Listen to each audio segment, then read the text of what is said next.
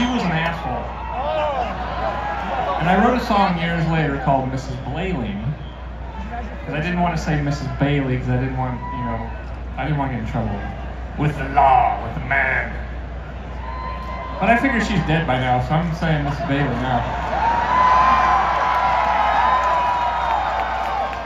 She was always actually pretty cool to me, but man, she was an asshole to this one buddy of mine, a fellow by the name of John Ford, who was just, I knew him since kindergarten, and he was a good guy, but he was just a little slow. He was kind of like Lenny from Of Mice and Men. I mean, he was just slow, happy guy.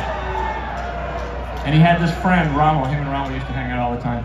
And Rommel moved away, and he would always walk down to the bay. It was a few miles. But he'd walk down to the bay every day to go fishing. He was a fishing fool, like I could fish. Settle down there, Charlie. But anyway, one day he was walking home from one of his fishing trips, and this kid, Peter, who also, I changed all their names in the song, but I'm telling you all their names. He stopped him, and Peter was always kind of a dick. He was one of these guys. He was a younger kid, but when he was with a group of guys, he thought he was a badass. He would fuck with people. So he decided to fuck with John, and John kind of freaked out. He was being bullied, he was being slapped around, and he reached in his back pocket and grabbed his fishing knife and just lunged forward, and he ended up killing Peter.